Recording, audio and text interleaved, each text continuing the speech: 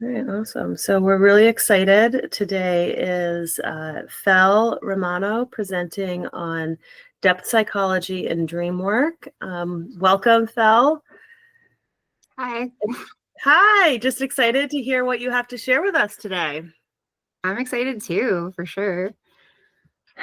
So, do you have more of I know you said you wanted to maybe do more of an introduction than that, or no, that's okay, that's good. All right, I'm Yeah, sorry. you guys all know her. Yeah, I'm looking at this list. I'm like, everybody knows Fel. I know everyone here. I had a whole slide introducing myself if people don't know. Introduce yourself. Okay. Introduce Well, yourself. I'll get to that. Yeah. All right.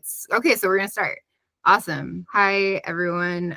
Yeah, I'm excited to present on this topic because I feel like this is something that a lot of people never even get even a little tiny glimpse of when they're in grad school. And yet my grad school was all of this. So I feel really excited to share it with you. And other than Dylan, I was just kind of curious if like anyone here, I'm not going to make you participate other than this. I'm curious, kind of show of hands, if anyone has any idea what depth psychology is, like has a working definition of it. Lauren, you do? Yeah, because you took a class. I can't really actually see everybody, so I don't know what I'm asking right now, but other than nobody's really putting their hands up. So yeah, cool. A lot of head shaking. I can tell you that until you introduced this idea and I started doing a little bit of research, Fel, no idea. All right. I'm really excited. Yeah, it's cool. So here we go. I wanted to start out with a poem because I think probably some professor put this in their slide once to set the stage, and I just really like it, and I always come back to it, and I think it's a nice place to start. So let it wash over you. I'll read it. It says, "This being human is a guest house, every morning a new arrival. A joy, a depression, a meanness, some momentary awareness comes as an unexpected visitor. Welcome and entertain them all. Even if they're a crowd of sorrows who violently sweep your house, empty of its furniture, still treat each guest honorably. He may be clearing you out for some new delight. The dark thought, the shame, the malice, meet them at the door laughing and invite them in. Be grateful for whatever comes because each has been sent as a guide from beyond." So that is the tone of this entire presentation, because this is kind of depth psych in a nutshell. Thanks, Rumi. I wanted to also just kind of start with good news, because I know this is a really dark time of year for everybody. And especially if you're on the East Coast where we're at, it's cold and gross. I mean, today's actually pretty nice, but it can be rough this time of year. And so I wanted to acknowledge that the solstice is in a few days and it's going to start getting light again. So just dropping some good bombs on you.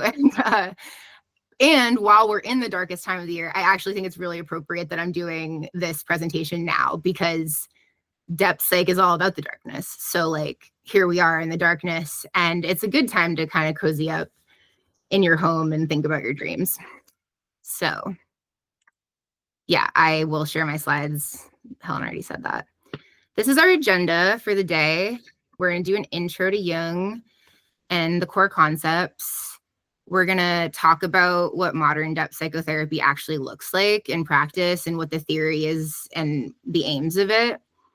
Then we'll go into a deep dive into dreams and dream work. And I hope to give you some case study examples that maybe just make it less scary to think about working with dreams with your clients, you know, like, and kind of illustrate how I do it, and even how you can work with your own dreams if, you know, even if you just don't want to bring this up with your clients ever, but you have your own dreams you want to work with. I'm hoping it can give you some jumping off points for that. Then we'll do contraindications, which are really important for this work, and then limitations, kind of sum it up, and practical takeaways so that you leave here with something you can use if you so choose. And then you can ask all your questions. So yeah, this is my intro slide. I was a researcher. Now I'm a couples therapist. I've been nerdily archiving psychology literature since I was like 18 years old and have way too many quotes and notes and like basically libraries of knowledge just stored on my computer that I never get to really share with anyone. So that kind of helped me build this presentation here and also informs my knowledge of depth psych. I like it when people disagree with me about stuff, so I feel like I really welcome that and wanted to put that out there. Also, because you all know me, most of you know this, but I do have ADHD, and so I have like, I can talk really fast. I'm continuing to remind myself to slow down, but you can remind me to slow down whenever. And I just think keeping all your questions till the end is going to be really helpful for my train of thought. So if you have them that come up, if you could write them down on like a notepad or something like that. I think if they come into the chat, I might also get derailed. If that's the only place you have to put your questions, go ahead. But yeah, if you have anywhere in your own life, you can write questions down. Yeah, what's up, Helen? I just had a thought that if you wanted to send them directly to me so that Phil doesn't see them, you're welcome to do that. And then I can hold on to the questions until the end. Okay. Yeah, whatever works when we open the floor. Also, like, this presentation is littered with memes because for a few reasons. First of all, I just also collect memes and lots of them have to do with therapy. So I thought I would share them. But also, like, memes are kind of perfect for depth psych because they're images, and depth psych is all about images and also collective kind of relationships to symbols and imagery. And so memes are kind of our modern day, like, cave glyphs. I don't know. I think that memes are deeper than we think they are. So yeah, that's why they're in this presentation, and they keep things spicy. All right. So depth psych, I already asked the question if anyone knows the definition, but I looked a few different places to kind of just see what like Google AI and like various different sources summarized depth psychology as, and this is pretty much across the board the most like rudimentary basic definition of depth psych, and we'll start here. Depth psychology explores the relationship between the conscious and the unconscious. So it's a theory, or I would say kind of a set of theories that is all sort of circling around that general theme. And so then everything that we're going to define here unlocks a new thing we have to define.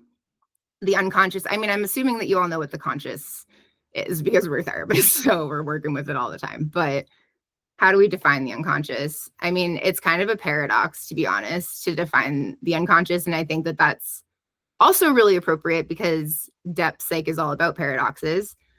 And we're going to try anyway. This is James Hillman, who we love. He's a cool post-Jungian and has lots of good ideas.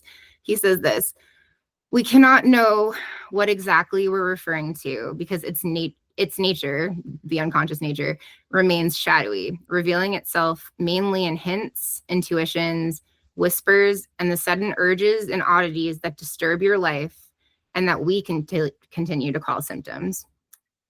I really love that quote because I feel like, I don't know, a theme in this presentation is just that symptoms are more than something to be just gotten rid of and worked on and reduced, you know. Like, I think symptoms are so much more than that, and that's really the core unconscious, you know, is like understanding where they're actually coming from.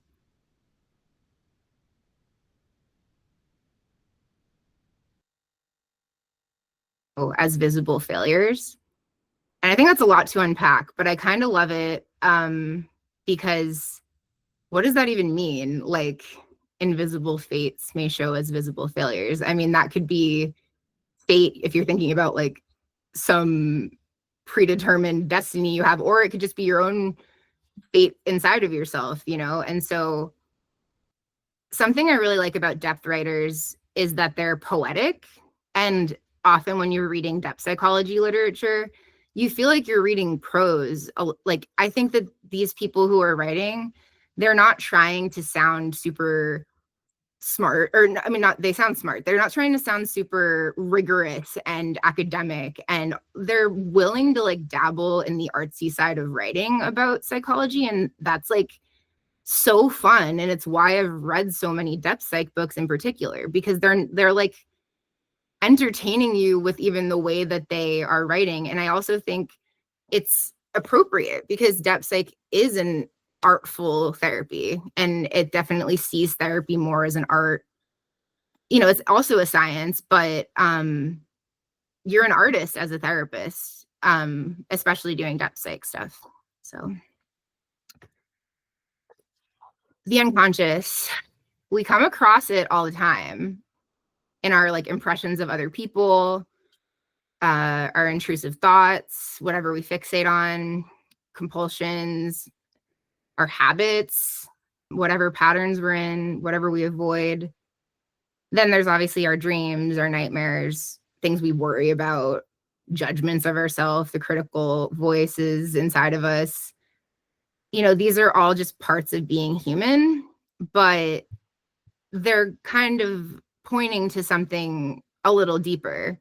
Like if you have an impression of someone else and you immediately think they're like the coolest person ever, that's actually really interesting because they elicited some kind of valence in you that made you like look harder at that. Or if you immediately meet someone and you don't like them, yeah, that's the part that's in your conscious awareness, is that you don't like them, but you don't actually know why a lot of the time. It's just, and that's where kind of the unconscious comes in.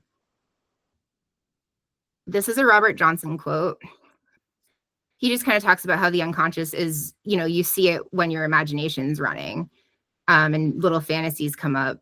The bursts of fantasy that float like bubbles across the landscape of the conscious mind, barely noticed by us, the veritable floods of fantasy that seize many people regularly and run like rivers along the edges of our minds. This is a little clip from some of the notes I used to take when I was in class, because I would tend to make my notes really artsy too, trying to sort of get the information, but also like, I don't know, like draw what I was feeling at the time, because everything kind of elicits something different in you. And so we're going to talk more about how we can work that way with our clients. Depth psych is, I would say, kind of all about Carl Jung. I know that if you look it up on Google, it'll tell you like Freud and Adler were other really big kind of like foundational pieces of depth psychology. But I think if you look at it today, it's largely mostly in alignment with Carl Jung's philosophy on everything. I'm a total Jung nerd. I feel like Carl Jung's probably the coolest person who ever existed. He wasn't just a psychiatrist. He was also like a theorist in the, like if you like look up evolutionary theory, he's pretty much like one of the main people you see. He was a writer. He was an artist. He was a researcher. And I think he was like a pioneer. Freud opened up this door to the unconscious, but Jung like really took that and ran with it in a way that was so creative and cool. And he broke off from Freud at a point because Freud was like obsessed with sex, as we all know, and just kind of saw life as most of what humans do as like fueled by a libido and this sort of drive to like have sex or whatever. And so, I mean, I think that Jung, it's not that that's not real, but Jung was like, wait, the unconscious is more than just that. It's more than also just repressed parts of yourself. Like, it's not all just repression and like complexes. The unconscious is also, it includes everything. It includes what inspires us. It includes like where art comes from. And so Freud really didn't like that Jung thought that way and felt very challenged by that. So they had like a professional breakup. And I would say the depth psych really stems from what came of Jung's work after that breakup happened. So Marion Woodman is one of my favorite Jungian analysts and writers. And she says, I always listen to the songs I'm singing. The unconscious often reveals itself by the song you're singing when you walk down the street. I like this because it starts to point to where you can start anywhere with clients on these topics. Like, that's something I really love about depth psych, is that there's no way to really measure what's productive in a conversation. because the song that's stuck in your head could actually be really important and interesting. Sure, it could be what you heard on the radio this morning, but one that just pops into your head, that's interesting. And I think that that's hopefully what this presentation is going to get across is like, you can look at any little thing that's going on in your mind and start digging deeper with it. I just list off other of my favorite Jungian people here, but we're not going to be able to talk about everyone. So back to Jung, because it's kind of all about him. He generally believed that humans are transforming and growing all the time, and that there's a way to do that called individuation, which is almost like the most ideal way for each given person. And that's different for everybody. So to become yourself through confronting all opposing aspects, and this is both personal and collective. So it's kind of like reaching for the sky, growing like a tree would by rooting downward into the soil. And the tree is like the metaphor of the presentation, probably, because if we all look at ourselves as trees, we got to root down in order to grow up and, have beautiful leaves. And also most trees shed and go through seasons, and we do that as people too. And the cycles of nature are really important in depth psych. So the tree is an image I'd like us all to hold. Yeah, in this metaphor, you're the tree. So the main values I would say that you're coming into depth psych with are, obviously shedding light on the unknown. Curiosity is a huge, huge thing. I mean, I think we all as therapists are trying to remain curious, but I think it's like curious times 1,000 when you're a depth like psychologist, because you can psychotherapist, because you can be curious about so many things that you wouldn't even think to be curious about. So it's kind of getting curious about what you could even be curious about. Another thing that's really core to depth psych is that we're thinking a lot in terms of things that came before in humanity and society, like ancient traditions and mythology and symbolism and things that humans have kind of always had this. And since we've started documenting things, we've had this imagery, and like there's an influence, generally speaking, that has on us, whether we realize it or not. So depth psych is thinking about, where did all of these things that we're currently living amongst even come from, and who were the people that came before? Who are your ancestors even, And I think that focus on the whole and the collective, as well as the individual, is beautiful and really in alignment with a lot of indigenous values too, like seeing yourself as part of the world around you and not apart from it, seeing yourself as a part of nature. And not just that, but also like seeing every plant, every human, even every inanimate object as like this inextricable part of the world, and something that has energy in it. Even objects like have energy. When I ever read that in a depth psych book, that objects have like an energy in them, I got so excited, because when I was a kid, I used to cry if inanimate objects were like left alone, because I felt like they had feelings. And like it wasn't like an OCD thing where I was like, oh, I have to put that apple back because it doesn't look right. It was more like that apple's sad because it's apart from all the other apples at the grocery store.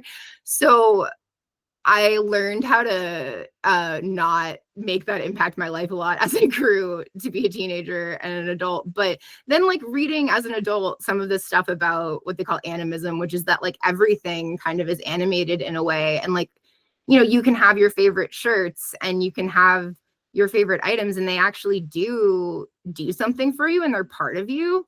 That's just like, I love that. I love that about this. So yeah, there's just too many things to define. I'm not going to do it all. I had to think about what's really important to define. Like we all kind of know what the persona, the ego, the self generally are pointing to. But what are we forgetting when we think about who we are? This is like probably the best meme that I have in the presentation. When you're trying to stay healthy, but your demon's still on you. Like what? I just love that. It's so good. Okay. So the shadow. Let's talk about the shadow. I love this picture because I feel like these two are the same, right? They're almost part of the same thing. Like there's almost even something in between them that's like kind of connecting them in a way. And they take up the same amount of space. They look like they're looking at each other with mutual respect. I don't know. I'm projecting a lot onto this picture, but I feel like this picture's holding kind of exactly what we're trying to do when we think about the shadow, because by nature, the shadow is something that we don't want to look at. You know, Woodman again, she says, the shadow's anything we're sure we're not. It's the part of us we don't know, sometimes don't want to know, most times don't want to know. We can hardly bear to look. Look, it may carry the best of the life we have not lived.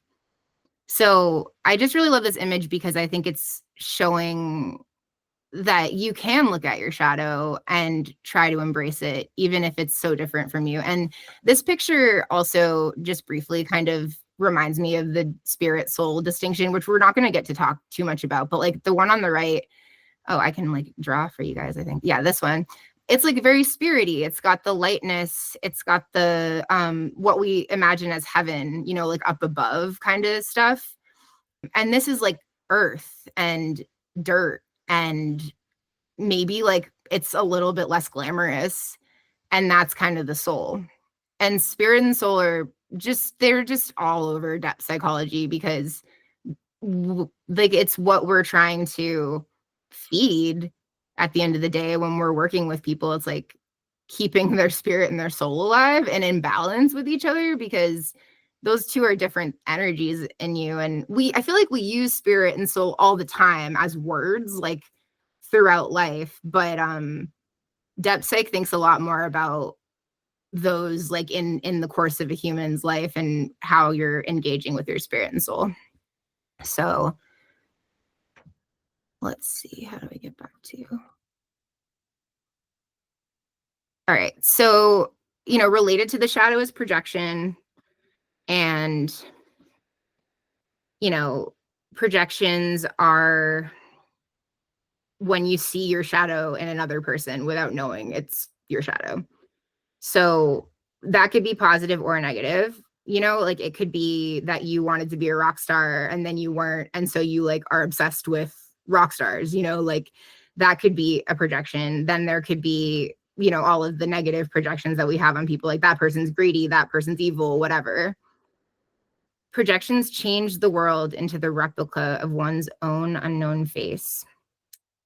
And that's where a lot of conflict comes from within people and outside of people, is projection. You know, like projection sort of causes conflict. And, you know, I think conflict's really important. I'm a couples therapist, so I often just meet people who they go like 20 years married and don't fight ever. And, you know, obviously there's the other extreme of that where you're like in a violent situation and you're fighting all the time and it's really unhealthy. But I would say most couples that I see are conflict avoidant.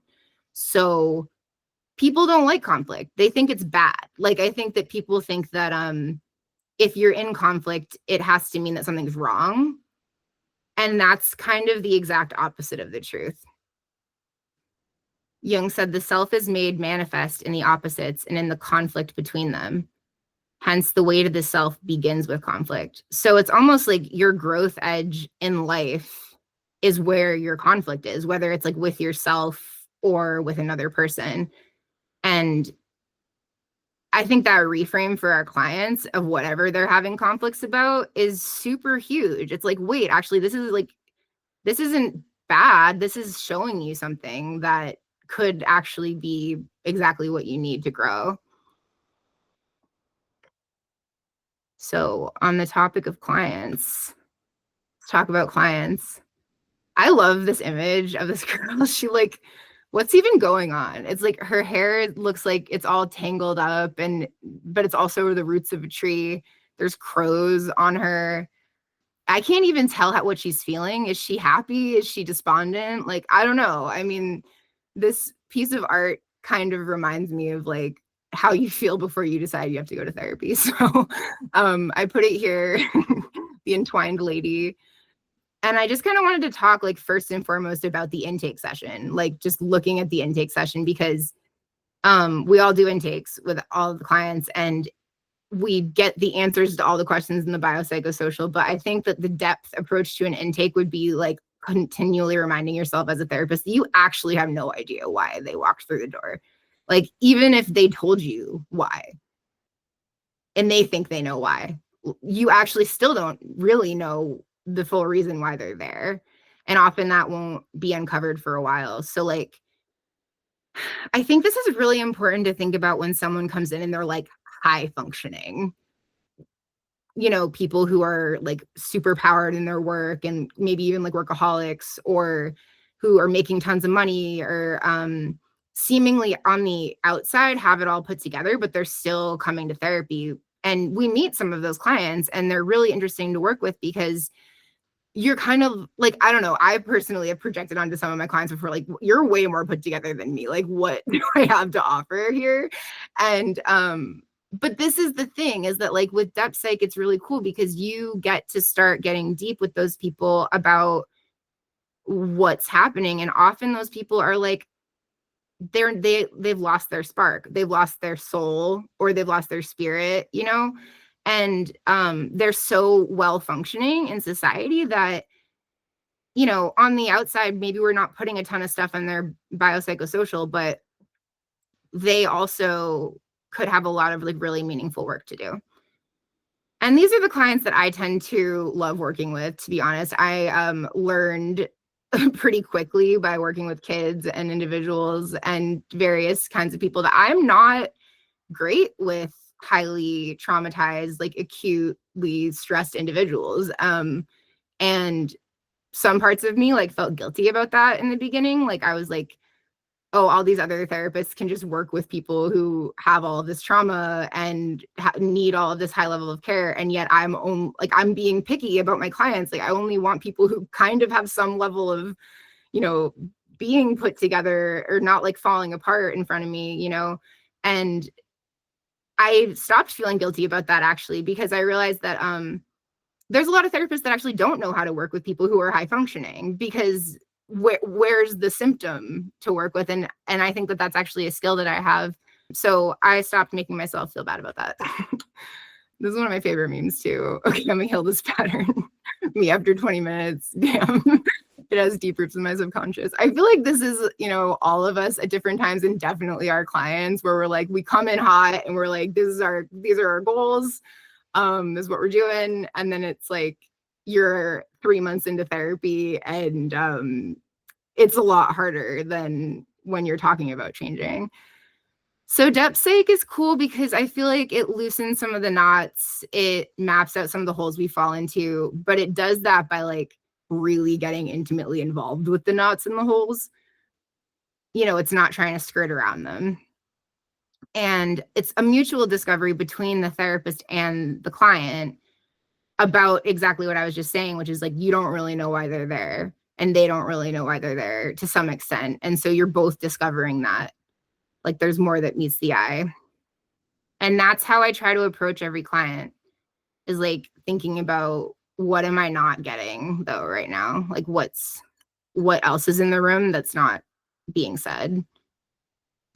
This is like my little complaint about the DSM. I mean, I think none of us are like, the DSM's my favorite book ever, but I think, you know, functionally speaking, this book helps us a lot as therapists. Like we can use it. We can like see symptom clusters. That helps us, you know, figure out what like route to take when working with different people. It's helpful, right? These concepts are not useless, but I think especially when you're a depth psychotherapist, like you don't want to be thinking about the diagnosis much, because you want to engage with the human in front of you. And I think this is important because a lot of people, I think especially today, are really highly identified with their diagnoses. Like, I'm totally guilty of that. Like, I'm always bringing up that I have ADHD. I'm like, it's my ADHD. Like, I'm always doing that. And I mean, to some extent, like, diagnoses are like nice for that reason. You can kind of be like, hey, this is what I'm dealing with. But I think it's kind of a cop out sometimes too. Like, you know, sure, you put a label on what you have, but that doesn't actually help, like, with a lot of what you're actually trying to work with. It's also a story that society tells about what's like wrong or dysfunctional with you, when we could look at all of these things in the DSM as also having like a whole other side of like strengths. Like, you don't get to read about people with bipolar in the DSM being like some of the most creative and brilliant people ever. You just like, that's not what the DSM is pointing to. So I think I'm just like kind of doing a little reminder here that like, yeah, we have to put it in our notes, in our treatment plans, and insurance needs this info, but like, let's not, you know, fall into that myth, because it really is a myth. The DSM's a myth just like any other one, and we've all bought into it. But words and labels and classifications are just necessarily always going to fall short when we're trying to talk about people. So, you know, it has its limitations. And I think about that a lot. Okay, I'm giving you a spoiler alert. If you haven't seen Inside Out 2 and you don't want me to spoil some of the plot points, you need to like probably mute me and stop listening for the next 4 to 5 minutes. And that's just because I was thinking about it. I'm like, I just want to talk about this, but I don't want to ruin it for people. So I don't think I'm ruining like the whole movie, but it's definitely a piece of it. So that's my spoiler alert. I went and saw Inside Out 2 with my daughter, and I had so much fun. Well, first of all, I never go to the movies. I was just eating popcorn, and it was the first movie my daughter ever went to and sat through with me. It was like really fun. But I had the most fun because like they did such a good job with this movie, and they really demonstrated. I feel like they must have consulted with some people for this, because it's just so beautiful how they did this. Essentially, the main character has these belief systems in this Inside Out. Like, I don't think that even existed in the first one, but the belief system is kind of like, she's pre-puberty, all the beliefs are pretty positive, like, about herself. And she's like, I'm a good friend, and I'm a great daughter, and like, I'm good at hockey, and whatever, you know, like, they were all just these beliefs, kind of core beliefs about herself. And then she hits puberty and everything's confusing and hard. And suddenly these beliefs start growing that are like not positive. Like, I'm a bad friend, or like I can deceive people. And, you know, all of the parts are freaking out when that starts happening. They're like, oh my God, what am I going to do? Like, we can't have these core beliefs that are negative about ourselves. And like, it's just so beautiful, because by the end of the movie, you understand that you can have the core belief of like, I'm a good friend and I'm a terrible friend. And those can both exist like at the same time. And they explain that to tiny children. They explained a concept to children that like many adults don't understand. I think everyone should be like forced to watch Inside Out 2, to be honest. Because this is depth psychology. We're thinking about all of the different sides of every coin. And this really plays into a lot of what we're talking about with the shadow and the unconscious. I mean, they also did that in the movie. They like were throwing everything back into the back of the head that they didn't want to think about. And then it all comes flooding down at a certain point. And I mean, that's a beautiful demonstration of like, you know, midlife crisis, mental breakdown, sort of like that idea. I guess maybe what we're trying to do is preventative here by like looking at that stuff and not having it all flood us at one time because we refuse to look at it. So yeah. Okay. Anyone who is blocking their ears, I'm done with Inside Out now. So, you know, more about the therapy. We're talking about people's identities and like trying to help them with their sense of self, and doing that by exploring everything that they think that they aren't, and then hate outside of themselves in the world. You know, symptoms are not just problems to be solved. They're like roadmaps, and all the different parts of yourself are welcome. Even like the critic, you know, I mean, everyone recommended me the book, The Artist's Way. This is a little bit of a tangent, but like, you know, it's a beautiful book, and they're talking a lot about interesting things, but like she said, I think her name's Julia Cameron or Julie Cameron. She starts talking about the critic like you need to extinguish it. And I got annoyed and I wanted to write to her and be like, wait, we shouldn't be talking about the inner critic like that. Like that's how the critic talks about us, but we should be trying to talk about the critic in a curious way instead of being like, we need to defeat the critic. And so that's kind of the stance of depth psych. And another like really huge core piece of this, which is related to the inside out thing, is like humans have the capacity for good and evil, right? Like we see it all the time on the news. We see like a lot of evil in the world and we never think we're evil. It's always like someone else. It makes me think about like Zimbardo's experiment. I just love that experiment. I mean, I know it was like super screwed up and we can never do that these days, but I'm so glad it happened because like everyone thinks they're not going to be a Nazi if that's, you know, the situation. But actually, people would very easily be Nazis if they're put in that situation. And that's what's happening. And everyone has that capacity. So like, I think it's really important to admit that you're kind of evil sometimes. Like you're not just good. And people who think that they're just good are actually, I think, way scarier than people who can recognize that they've got like a little evil person inside of them who also thinks evil thoughts and does evil things sometimes. And evil is like such a big word, but I think it's necessary to use it because it's like we always think of other things as evil and we never think of ourselves as evil. So I try to notice my evil self for sure, because I know she's there. You know, Greek mythology and ancient, we're all about gods, you know, like up until now, we're not really super into religion anymore, but up until now in society, like humans just thought about the gods and kind of wanting to, and I think that that influences us actually still, because everyone's got perfectionism issues these days. Like everyone wants to be the prettiest and the most polished, and we kind of want to be godly. And the point of depth psych is that like you can't be perfect, so stop like striving towards that, because the way better thing to strive for is being complete and whole instead of being perfect. Like leave that to the gods sort of thing. In practice, this kind of just exists alongside a ton of other stuff that we're already doing. So like, I guess I see depth psych more as a lens than anything else. I mean, sure, you can do dream work and we'll talk about that, and that's pretty solely depth psychological, but for the most part, I think you're using depth psych as a lens and then integrating all of these other things that you're already doing with your clients. Like I went to grad school with a bunch of people who are now doing depth psychotherapy, and I had a bunch of professors, and I think maybe like one or two of them was super into one thing, like Sandtray or whatever. But for the most part, like depth therapists are all kind of super eclectic and doing really cool different things, and they're just adapting to their clients.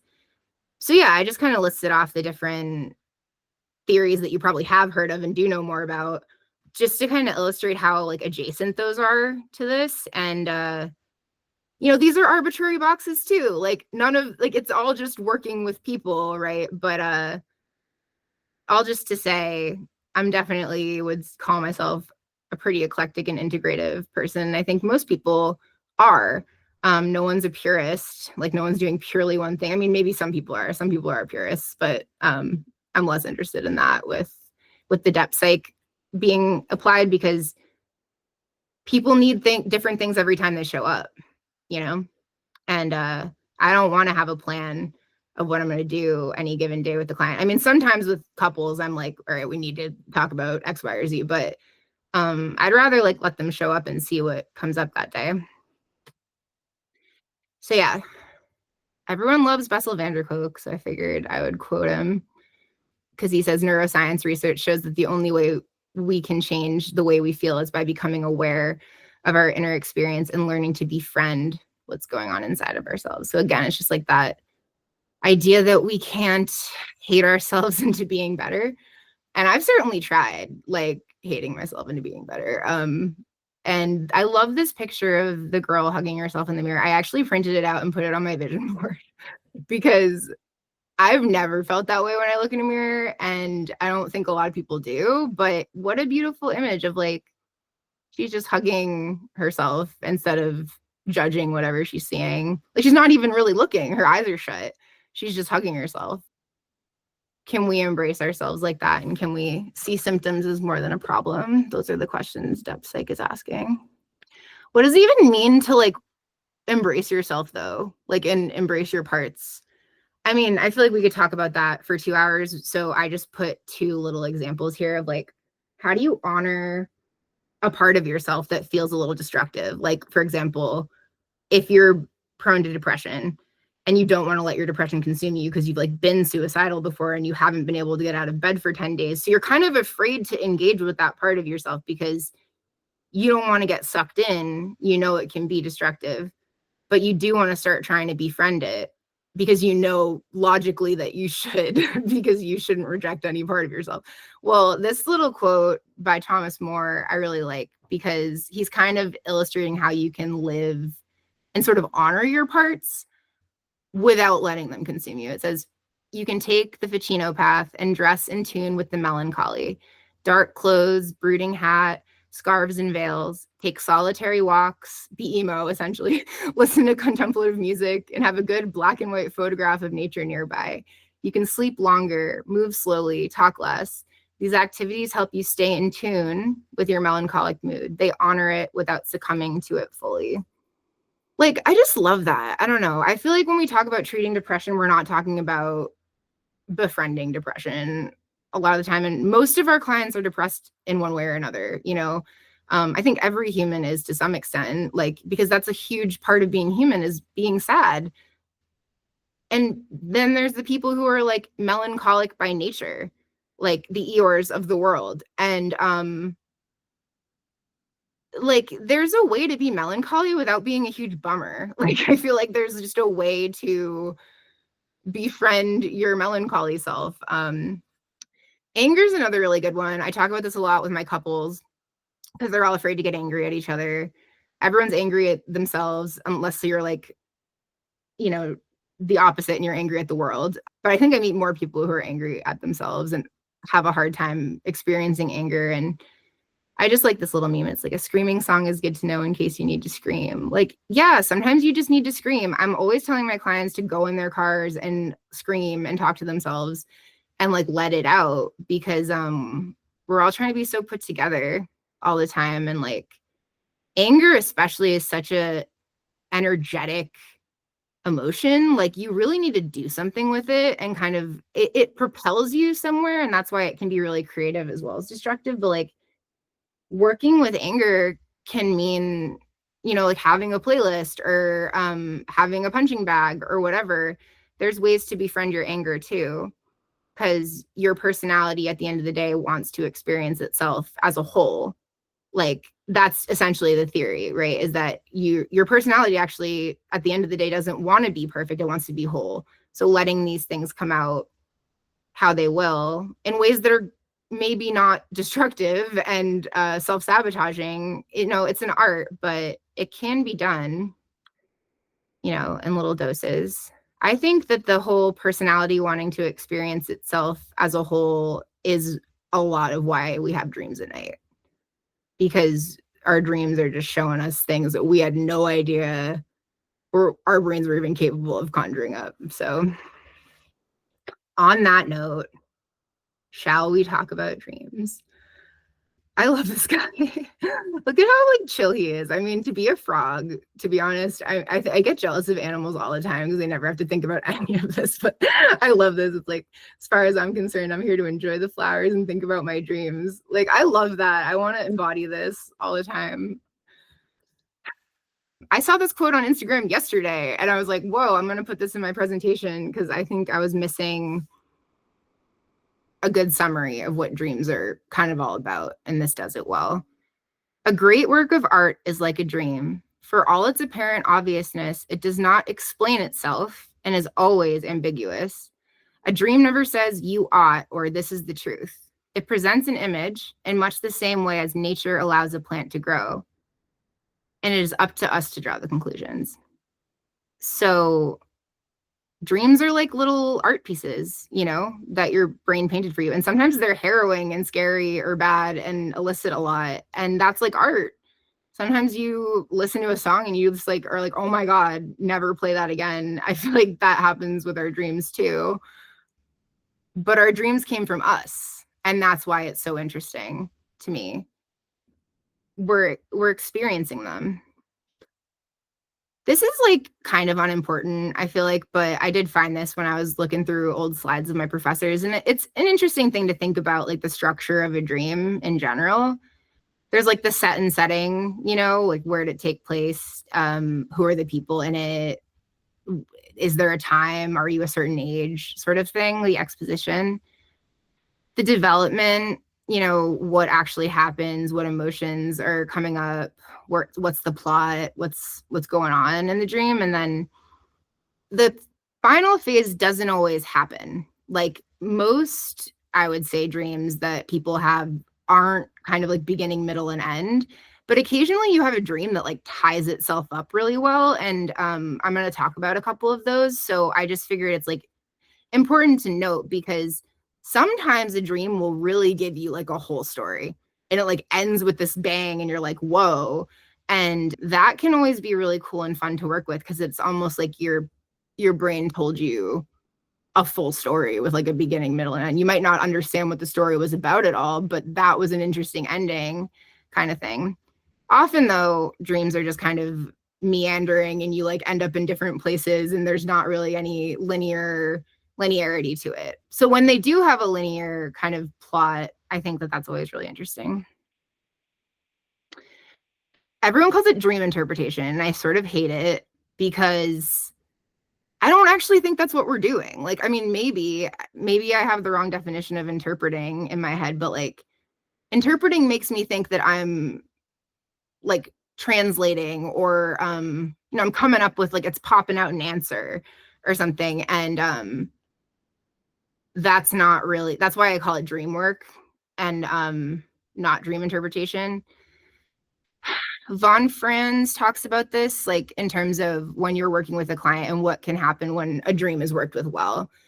She says, when a dream is interpreted properly, it clicks with the analysand and he says, yes, that's it. He's impressed, and that is likely to give him the motivation to change. While if you advise the same man, listen, you're behaving too much like a young man and it's not good for your health, he won't listen because he's heard all that before. You see, if his own dream laughs at him in this way, then there's a better chance that he will really change his behavior. So like our dreams laugh at us all the time. And I think that it's so much more powerful than if someone else out in the world laughs at us because like we're all used to being like critiqued by our parents and whatever, like, or ourselves even, but like the dream is doing it in this really cool way where it's like you're sort of showing yourself and this happens all the time. So I just like this quote because dreams hit home because they came from the person, you know, like they actually, I was thinking about this, like when you're working with a client and they're really frustrating to you because they aren't doing anything to change themselves, you know, like I feel like dreams come in, they swoop in sometimes and really help with breaking that stuff up because you have a dream that impacts you enough, you actually change whether you like it or not, just because that like you can't get that image out. Now it's there. You were shown something. Like it's like someone who shakes the client for you because you can't do it because you're their therapist. Like sometimes dreams can sort of act like that. I love the Fool archetype. I wish I could talk about archetypes today because that's a whole part of depth psych that we're just not even going to get into. But let's just talk about the Fool for a second because this is how I want to approach dreams as a Fool. It's the first card. It's number 0. And it's this person who just is about to jump off a cliff knowing nothing about anything in the world. They're a fool. They're not afraid of anything yet because nothing's actually come along to scare them. They've got a little doggy. It's a sunny day. Like they look like they got their little sack on their back. You know, they're ready to explore and go for it. And they're inspired. and they're so open-minded. Like a fool has the beginner's mind that, like the Zen people talk about, of just going into something with zero preconceived notions. And that's how I want to approach dreams. You can't always approach life like a fool, because that's just not how life works. But I think you can try to always approach your dreams like a fool, or at least remember the fool when you're going into it with your clients too, because I'm going to talk more about this. People judge their dreams all the time, and we're trying not to do that. So dreams are spontaneous self-portraits offered up by the unconscious, and we want to be curious. We want to hold images in our awareness over time and see how themes evolve and change. We want to ask questions without getting answers, explore without arriving, and, release expectations of anything being clear by the end of it. This is kind of important. Dreams, like the unconscious, are serving this compensatory function. When we compensate, it's a law of psychic happening. And that just means that like anything on one side is going to come out the other, like one of those squeegee toys, where it's like you squeeze this side and it comes out over here. The relation between the conscious and the unconscious is compensatory. So I think that dreams are kind of showing us whatever we're not seeing in our day-to-day life, and that's the compensation. We get hints of like what we're missing. I love this quote. This is my favorite musician, Conor Oberst. I drew this like back in high school or something, but the scales always find a way to level out. Like, that's so true. I mean, with everything, even if it takes so many years for it to happen, I do think that, like, generally speaking, life is trying to get to a homeostasis. Like, I see my couples trying to do it all the time. People are trying to get to a balance. It's hard. And a lot of people are really off balance, and that's why they come to therapy. But dreams can really help to point to like where things are out of balance. There's also the wish fulfillment dreams, and these are like little gifts. I see wish fulfillment dreams as gifts. I mean, Freud kind of saw all dreams as wish fulfillment dreams, or like he kind of coined that term. And I think it's a little misleading, because I don't think all dreams are wish fulfillment. In fact, I think some dreams are like anti-wish fulfillment, but occasionally you get a dream and it's just like exactly what you want to happen in real life. Or it's like a secret wish that you let go of when you were a kid. Compensatory dreams laugh at you, I think, a lot of the time, and wish fulfillment dreams are like cheering for you. And so I love this song. I sing it to my daughter all the time. A dream is a wish your heart makes. I really like this line, whatever you wish for, you keep. Because, like, that's true. I mean, I think that when we like wish on a star or wish for our birthday or make New Year's resolutions, even, like, we're setting an intention, we're putting it out there to something, even if it's just ourselves, that we want this thing to happen. And thinking of dreams as wishes doesn't always work, because a lot of the times your dreams are not your wishes, but a lot of daydreams are wishes, to be honest. Like, you have the daydream of saying the thing to the person that you didn't say. A lot of your fantasies are wishes, like you're fantasizing about being out in nature when you're stuck at your computer. I like people who yearn. I'm kind of a yearner. Like, I'm just always yearning for something. And so wish fulfillment dreams are fun, I think, because yeah, it's like your unconscious just cheering you on a little bit. Like, hey, this is what you're trying to get to. And with that being said, I want to try to start talking about some dreams that people have actually had, and we can try to employ some of these concepts in a little bit more of like a tangible way. So this is number one. So I did get permission, but I also changed a lot of details about this client. But this is a real client that I had and actually still have. And she's amazing and brings in dreams all the time. And I love it. It's so awesome. Her dreams are really cool because her dreams really do just scream at her. And some people's do. And people don't like that. and she didn't. So she came in, dream number one. She had a dream she was flirting with a strange man, and she's married, like in real life. So in the dream, she's flirting with a guy who's not her husband, and she wakes up and she's immediately like devastated, like that she's had this dream that she was flirting with a stranger. And I'm so curious about why she's, you know, I think when people have huge reactions to their dreams, that's also really interesting. You know, and she's like, I would never tell my husband that I had that dream. Like, she's very, like, you can hear her judgment of herself in that. So then I'm like, okay, like we'll keep an eye on it. And the next dream she has, now she's touching a strange man in a park. So now it's not just flirting, but they're actually having physical contact. And it's another person that she's never met before. And oh, in both of these, her husband's actually there, but not noticing, which is interesting too. So we're watching this theme emerge now. We've got a theme because we've had 2 dreams in a row where something like this is happening. So now I'm really paying attention because I'm like, themes are definitely little road signs for like things you want to kind of keep an eye on and see, because you can see what's happening in your unconscious and what it's trying to work through, really. So dream 3 is a rough one. Her husband leaves her due to them not having sex. In the dream, he tells her that they're not having enough sex and he decides to leave her. And in the dream, she's like actually with someone else at that time. So it's very much like she's already cheating and then like he leaves her because they're not having sex. The dream is like, that one was the one I was like, this dream is screaming at you. Like she woke up, she was all upset. She's like, what does this mean? But that dream was so important because she had a conversation with her husband after having that dream. So that dream was like, it made her realize she needed to talk to her husband about how they weren't having sex, which like, what a cool thing that dream did. It was like, hey, like this is a possible future for you. And it disturbed her enough that she actually went and then like in her real life started talking about this thing that they had not been talking about. Like they weren't talking about how they weren't having sex.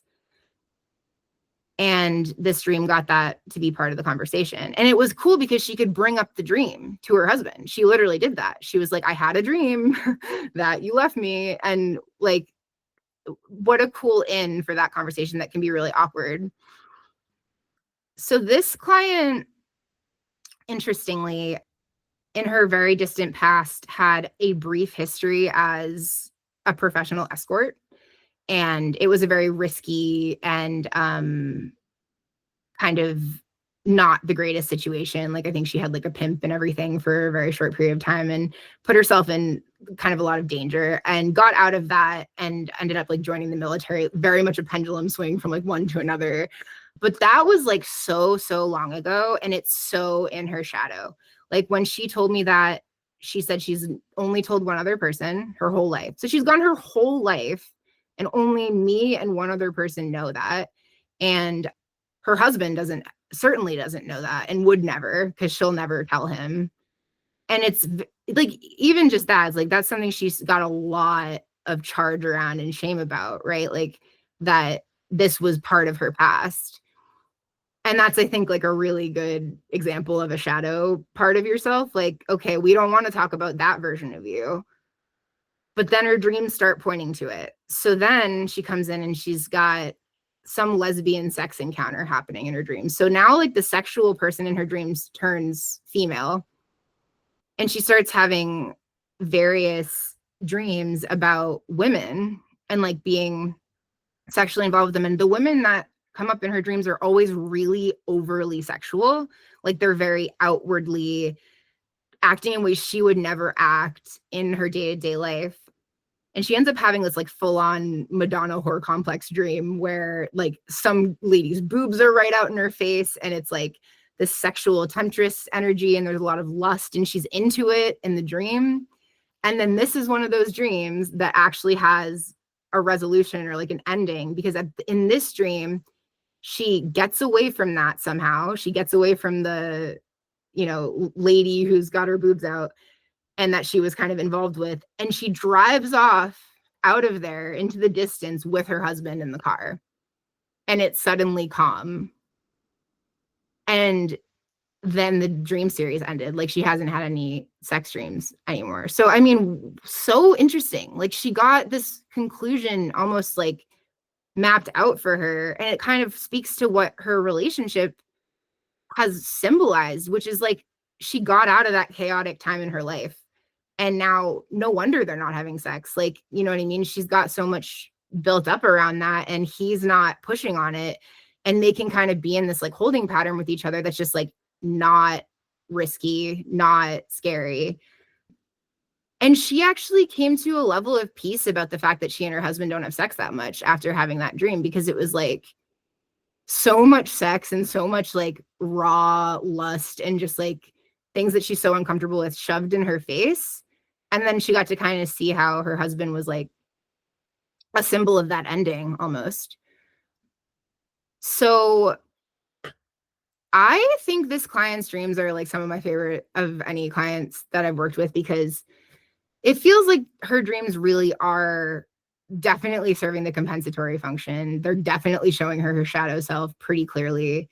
They're talking about the tension of the opposites, you know, and like this is what's going on with her, and she gets to witness that. And she was so open and willing to do this work with me, like of like thinking about what all the symbols meant and getting curious about it, even though she was judging herself. She was like, oh my God, like, but it was cool because by the end, now remember in the beginning, she was devastated that she had a dream she was flirting with someone other than her husband.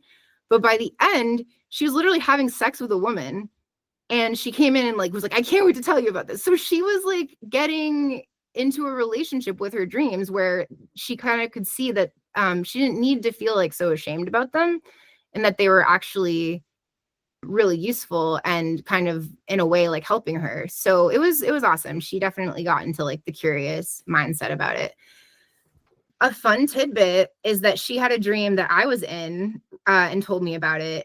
And so she's someone who is thinking about having a kid, or like has kind of been thinking about that for a really long time, and is also considering adoption. And she said that she had a dream that I helped her adopt a kid, which I thought was like a really cool little tidbit of like, that just kind of showed me that I think our therapeutic relationship's going well, because in the dream I'm assisting her and like doing what she wants to do. That just made me happy, because like her dreams basically after all these sex dreams turned into more around kids and that theme. So I got to see her work through kind of one thing, and it's not like the sex thing is resolved or anything, but it feels less repressed at least. And now she's on to another thing, and we're working with those dreams now. So that is case example one. It's probably like the most powerful dream work I've done with a client. I've got a bunch of other cases I considered bringing in, but I kind of thought for case example 2, I would make it a little bit more personal and tell you about my own work with my own dreams, because I think this could be helpful for like, first of all, none of you probably have Jungian analysts as therapists. So like, how do you work with your own dreams if you're noticing themes in them and stuff? And then also like, I can speak more to this process because it's me. So I'm going to use this as case example 2, but I could probably talk forever about dreams my clients have had. So we can go off if we have time at the end. I like this quote by Robert Johnson: for each dream image, ask, what part of me is that? Where have I seen it functioning in my life lately? Where do I see that same trait in my personality? Who is it inside me who feels or behaves like that? So I've had dreams probably for the last 20 years, like since I became sentient, like as like a 10-year-old, and started noticing that there were social dynamics happening that maybe I was on the outskirts of, that everyone was like, I just have dreams that everyone's mad at me all the time, or there's like some amount of social division between me and everyone else, and I don't know what it is, and it's all really unspoken. And this is like a really good example of when you get stuck in a recurring dream. So like a lot of our clients get stuck with the same, literally sometimes the same exact dream over and over and over again. But often it's like the same theme over and over and over again, and you don't see movement in the same way that you just saw with the client that I was showing you, where her dreams were moving every time. I'm someone who has a very similar dream over and over and over again. And it's super annoying. Like you wake up after enough of these and you're like, what the hell? Like, I get it. Like, I get it, brain. Like, you're trying to show me that everyone hates me. Like, whatever. I mean, it's like, I know that I have great friends and they don't hate me, but why do they all hate me in my dream? And then sometimes I'll even text my friends and be like, are you mad at me? Because I wake up from this dream. And so, you know, it gets to a point where you get fed up when you have the same dream image over and over. And my friend Ella actually saw that I was doing this presentation and she asked me to speak to this because she's like, okay, I've got everything with dream work except for once you like what you do once you're aware of a pattern. Like, what do you do to actually shift that if you notice it and you've been working with your dreams and you're having this kind of a situation? And like, that's a really good question. I mean, I think that there's a lot of depth psychologists who would tell you the fact that you want to change it is like sort of the point of what you're working with is like, you can't, the fact that you want to change is almost why you can't, like you haven't accepted it yet. But I don't like that answer because I think it's kind of a cop out. Like you're doing your dream work, you're writing in your dream journal every night and it's still not shifting. Like, what do you do? I would say that you start paying attention to the nitty-gritty details. And I think once you start paying attention to your dreams enough, we're about to talk about this, but like some people really have to start with just like one image from their dream. But once you get into doing dream work, essentially you can remember a lot of the details of your dreams and they're very like vivid and visual and stuff. And so I had to start noticing really small details that were changing from dream to dream. And you know, it's still been like so many years that I'm having a similar dream, but the details have shifted. And then this week, and this is why I put it in this presentation, it was like after 12 years of the same dream of everyone hating me, it was so interesting. I was in the dream and everyone hated me, but I was yelling at them all. I was like, just yelling. And I was like, I was just standing up for myself actually. But like, you know, in the dream, it was like really obvious I was in the wrong still, but the fact that I was like screaming, like I woke up so excited. I was like hyped because I'm like, okay, yeah, sure. The dream theme didn't change that everyone's mad at me, but I changed what I was doing in the dream. And that's like humongous. So there are so many examples of like clients having a repetitive dream where they're like, it's the same exact dream I had the night before. And I'm like, but did anything change? Like even the clothes you were wearing or the way that your mom looked at you, like there's so many different ways that you can actually see little ways that your psyche's working around an issue. And with repetitive dreams, you do have to start looking more at the details and seeing in what little ways is it shifting. And then sometimes you get like a moment where you act differently. And then sometimes it goes right back to the dream as it was. And that I still think it's progress. And I would really say that, you know, for people who want to work with their dreams and they're feeling really stuck with it, engaging with like active imagination with the different parts of yourself that keep coming up over and over again can be really powerful. We're not going to get to talk about active imagination too much unless we have time at the end and people want to know about it. But there's so much work you can do in your conscious awareness once you have the dream people to work with. So it's very like parts worky. It's kind of like your dream offers you a character and then you do parts work with that character.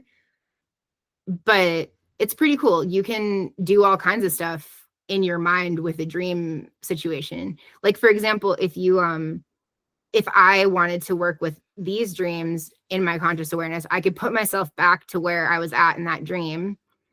And I could choose to act in whatever way I want to act because now I'm actually awake and I can consciously act. So it's like I'm replaying that scene. That's a little bit of a glimmer into what like active imagination looks like. But, you know, I would say for the most of us who are just starting with this and maybe even trying to start this with our clients, it's probably not going to look as intense and even like the dreams won't be as detailed as those ones that I just presented to you because a lot of people don't remember their dreams or only remember like one detail. And that's still totally something you can work with. So yeah, I always say this when people want to start doing dream work, like you don't have to remember the whole thing. You don't even have to remember anything more than a feeling you woke up with in order to start writing it down. So like having the notebook next to your bed or the voice memo, whatever, and waking up and you have nothing in your head and you're like, I feel neutral today. Like that's enough. Like that's actually showing yourself that you're trying. And I think at the end of the day, that's what this is all about, is your brain seeing that you're trying to do something. People who just flat out don't dream or say that they don't dream, I usually tell them to try to ask their brain to help them remember the dream before they go to bed. And if you do that enough nights in a row, you actually do. I mean, actually, a lot of clients I've told to do that, it'll happen the night that they asked. So all you have to do is like ask your brain sometimes. But some people's are really, I think a lot of people's brains shut off their ability to remember dreams because they've had so many nightmares, like as a kid or whatever. And so it's really like a block that you have to work slowly at. And so this tip of like, just write down whatever you have when you wake up, or don't write it, or make a voice memo of it. Because I don't like writing when I first wake up. My phone's like full of groggy voice memos for that reason. Anything helps to like get this ball rolling. You know, I was just explaining all of these dreams in terms of like a lot of visual qualities, because I'm a very visual person. So I can shut my eyes and put myself anywhere. And I recently learned like not everyone can do that. Like that blew my mind. Like a lot of people actually don't have that. Like they can't actually visualize things very easily, and it's hard for them to. But that doesn't stop you from being able to work with their dreams. You just have to do it a little bit differently. And then so like for some people who only have a narrative, they're like, I remember what happened in my dream, but I can't like bring it up into awareness. They might be people who write it down more. But people who are really visual, I think, benefit from drawing things, because it's a lot easier to draw a scene than to try to write out exactly where each building was placed or whatever, you know, like, so also you could wake up and just have a feeling in your body. Like you don't have a narrative and you don't have a visual, but you have like a feeling in your shoulder that like feels like it came, you know, that it wasn't there when you went to sleep. And, or it's like something in your stomach, you feel nauseous when you wake up and you know it had to do with your dream. That's good to kind of work with too. Any little tidbit. That's like my biggest tip, is that you can start there. My second big tip would be like, people have dreams all the time and then forget about them. And I still think that those are good to write down right when you wake up. But occasionally you have a dream and you just can't stop thinking about it. Like the image keeps coming to you throughout the day. It keeps coming back. You like are in a bad mood all day because of the dream you had.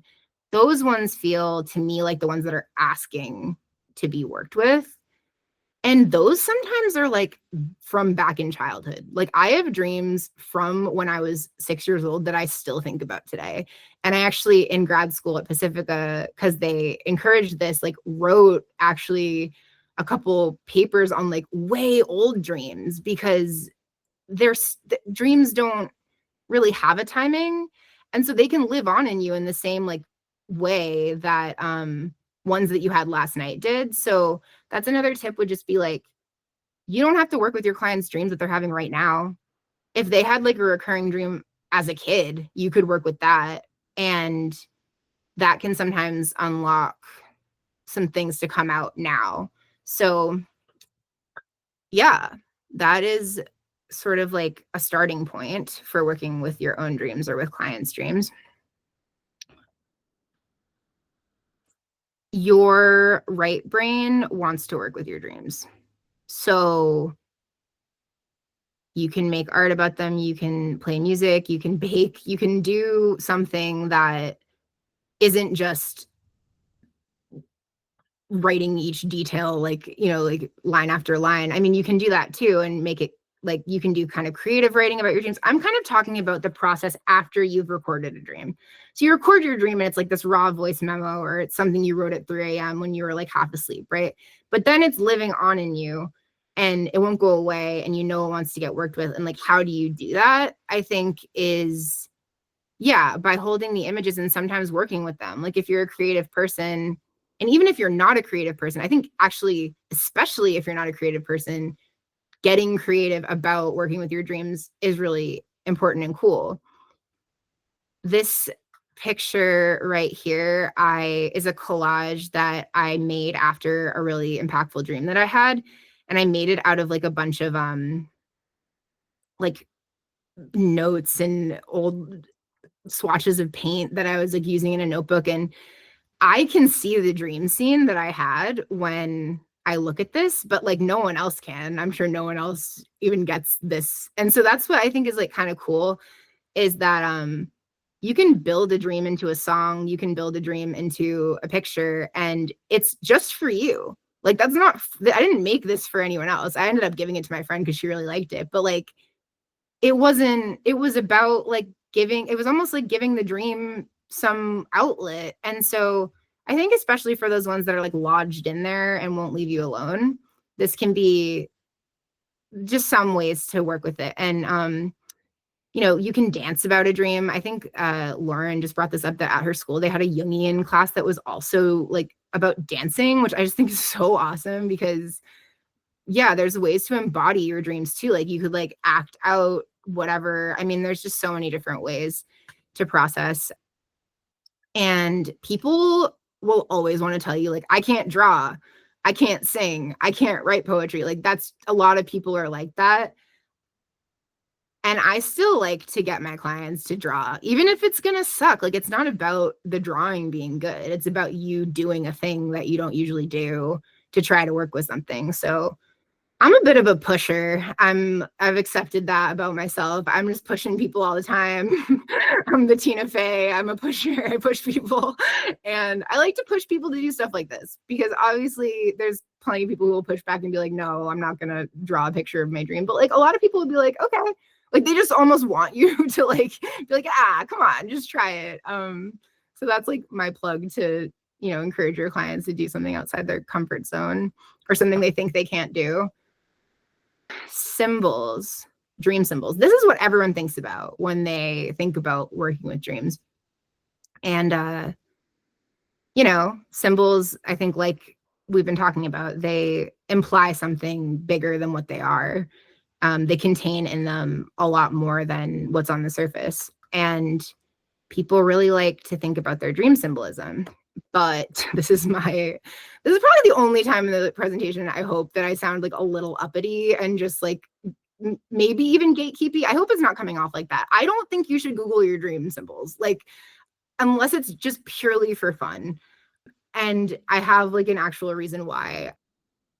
I just feel like, who wrote that? Like who wrote that thing that came up the first thing on Google when you Google like, what does spilling your water mean? Like most likely it's just someone who wrote the article and had really no knowledge much beyond that. And that's fine that they did that. It's actually saying a lot more about them. But for the most part, what you Google is not going to be rooted in any like actual wisdom that the world has to offer us about symbolism. That's like not across the board. But I've Googled enough dreams to know that, like, the main websites that come up when you Google dream symbolism are not that impressive. And beyond that, dreamers have so much more, like, so many more powerful associations with the images than anything you ever read online could have. So if you think about, like, there was this apple in your dream and you keep thinking about the apple and you want to Google what apple means, I think it's actually probably more powerful to ask yourself what apples mean to you. Like, what do apples remind you of? Because an apple can be completely different for one person than a different person. And that's why Googling your dreams makes kind of no sense. It's like, sure, you can Google what it means when you see a spider in the corner, but some people love spiders and some people are afraid of spiders. And so the spider means a different thing to each person. Your own associations are the most powerful thing that you have to work with this stuff. Okay, I'm getting off my soapbox. There are like a lot of symbols that come up all the time in everyone's dreams, and that are collectively sort of agreed upon as present in the human psyche. And I like to read about those. I've read a lot of like depth therapists write books on dreams, and I'll often like write down their interpretation of what a ladder means or like what X, Y, or Z means, because I sort of take their I take their interpretation of it a little bit more seriously because they work with that stuff. So it's just like better than someone who's just like on Google. But indigenous like writings have tons of stuff about animal symbolism. And that can be really cool to look up, you know, if you're having like animals coming up in your dreams. Like there's tons of anthropological stuff about mythology and where symbols came up in that. Like there are really cool sources for learning about dream symbolism. I'm not trying to say that there aren't. And it just takes a little bit more like work to find that actual good stuff. So I started making like a little dictionary of dream symbolism that I have come across in the readings that I've done, just because I was like, okay, well, I want to at least have my own dream. It's not like I don't want to be able to like Google my dream. It's just that I want it to be like a reliable source. So anyway, so let's talk about some symbols that come up a lot in consciousness in the collective. Mandalas are a huge one. Carl Jung was like a big mandala nerd. I have this giant book back here, this red book. That's Carl Jung's book. It's just full of like his drawings and like his cool meanderings through his own unconscious. And two of these pictures on here, or no, this is Man and His Symbols. That's just his book on symbolism, which I think is worth reading. And then he drew this. He drew like so many cool mandalas. I did these too. I think across the board in like cultures around the world, mandalas have just shown up, and they generally are like divided into these 4 quadrants. And there's all kinds of ways to interpret that. But Jung had a whole idea that like you could just draw mandalas and it would help you get more in touch with yourself. I don't know. I mean, I tried it. I'm not sure if I like it's my thing, but people like mandalas, and they often see them in their dreams in different ways. So I think it's an interesting thing to bring up, you know, if you see them or you have them in your brain. Animals, huge. Like I said, definitely consult the indigenous people about that. Bridges. Okay. So this is like an example of a symbol that I'm willing to get behind a Google thing, because at the end of the day, you know what a bridge is. Like everyone knows what a bridge is. A bridge is like a bridge isn't like an apple. A bridge connects 2 bodies of land and has a really intentional purpose. And so I think like there are certain symbols like this. They're like, okay, well, that's obvious what that's pointing to, because like if you have a bridge in your dream, I think all of the follow-up questions are gonna be like, did you cross the bridge? Was the bridge sturdy? Is the bridge broken? Like, you know, there's just ways to work with symbols that it's not rocket science. Speaking of the rocket on this page, like, you know, this is why I just don't think that you have to be like a depth person to work with dreams, because you can look at the symbolism in your clients and your dreams, and like anyone could do that with certain like symbols. And a lot of themes that come up too. Inner child is like a huge one. If you're having children pop up in your dreams all the time, I think it really makes you ask the question of, what is my inner child? Like, what's my stance with this child? How am I interacting with the child? Does the child make me uncomfortable? Like, do I want to take care of the child? You know, there's all different kind of ways to think about how this comes up. This is my daughter, by the way. She's really cute. And she wanted to be in this presentation. She wasn't in it. And then she saw me working on it yesterday, and she's like, well, are there any pictures of me in there? And I'm like, no, but then it was just perfect because I have this rocket ship and it's like she's up in space. Anyway, so other common motifs. The most common dream I've ever heard everyone having is like that you're back in high school and you've missed an assignment, or like something like you can't find the room you're supposed to be in. You're just stressed and you're back in high school. And people have this dream for like many, many years. I think the fact that we all have this dream is more like pointing to the collective trauma that is high school. Like, I mean, honestly, but also when it's like the assignment thing, which a lot of people have, I just think it's like really kind of pointing to how much stress we were under just casually every day as students. Like, this is my little interpretation of it, is like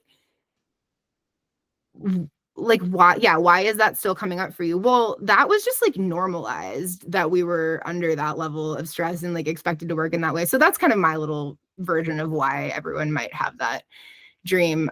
But here's an example of why you shouldn't take your dreams too literally, because I did this with my high school dreams. So I kept dreaming about Barnstable High School, and I would always be back in the hallways and I'd be like wandering around and I didn't know where to go. and I would always have missed something. Like I didn't finish something and I couldn't graduate. And I took that, bless my soul, as in grad school for depth psychology as a reason to go be a substitute at Barnstable High School, because I thought that that meant that I had unfinished business. And what a terrible idea. Like worst year of my life, to be honest, being a sub at Barnstable. I wish I had never done that. And I was doing that because I was trying to address my dreams, which, by the way, I did stop dreaming about Barnstable High School, but I wish I hadn't gone and been a sub there. So just like, don't take them too literally, I guess is my takeaway from that, because I was just trying to like really honor my dream, and actually I just made my living life hell. So I would rather just have bad dreams about it than have to be there.